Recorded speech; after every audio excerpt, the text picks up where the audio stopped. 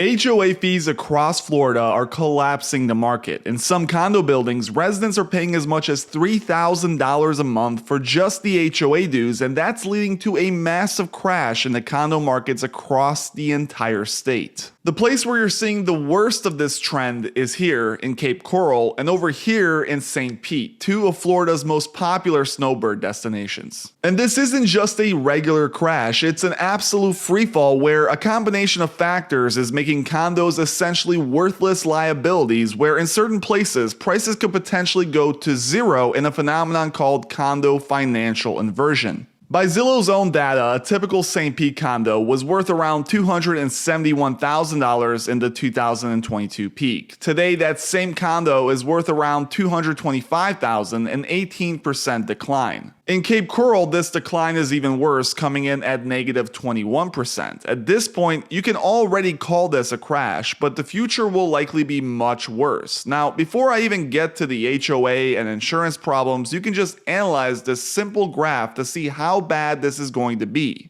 Right now in Cape Coral, for example, a typical condo is losing about 1.1% of its value each month. This means annual prices here are declining at around 13% a year. If this trend holds, which as you will see is likely going to be the case, condo prices here will collapse to 2019 levels in just about 2 years. The same is essentially true of St. Pete. This latest cliff dive doesn't seem to be stopping anytime soon, and with inventory piling up, it will likely just get worse from here. You see, back in 2021, the Surfside condo collapse tragically killed 98 people and shook the entire Florida condo industry. In response, the state passed Senate Bill 4D, a sweeping reform that forced condo associations to take structural safety much more seriously. The new law requires buildings, especially older ones, to undergo detailed structural inspections, carry more insurance, and fully fund reserves for future repairs. In short, they can't kick the can down the road anymore. The result? A surge in demand for structural engineers, higher insurance premiums, and massive repair bills, often for decades of deferred maintenance. Condo associations that suddenly find themselves facing multi-million-dollar repair projects have only one option: special assessments. That's when they hit owners with a huge bill on top of a one-time increase in HOA fees to cover the cost. That's how you end up with people paying $2,000 to $3,000 a month in HOA dues, not including their mortgage. It's turned many Florida condos into financial time bombs for unsuspecting buyers, and it also puts massive pressure on other condos to raise their dues so they're in line with future fee expectations.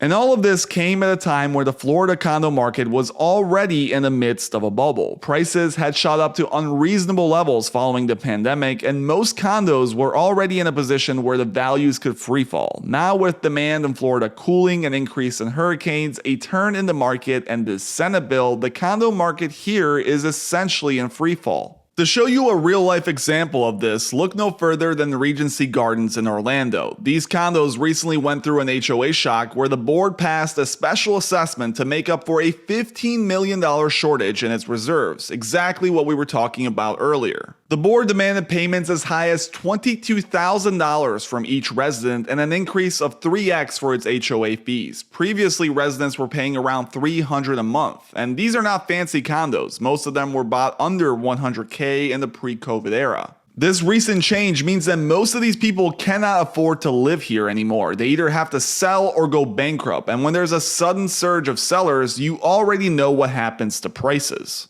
Just take a look at the listings here. Nobody can sell despite massive cuts. You have listing after listing that's been sitting for over a year with absolutely zero interest. When you have a $20,000 bill and $900 in payments every month outside of your mortgage, the value essentially becomes worthless. You almost can't even give these condos away because they're sort of like liabilities at this point. Their value is close to zero when you take into account the HOA payments, the special assessment, and the danger of future increases. If we look at apartment 201, for example, you can get a glimpse into just how bad things can turn as a condo owner in Florida. This condo at one point was worth around $178,000, and it just sold a few days ago for $115,000.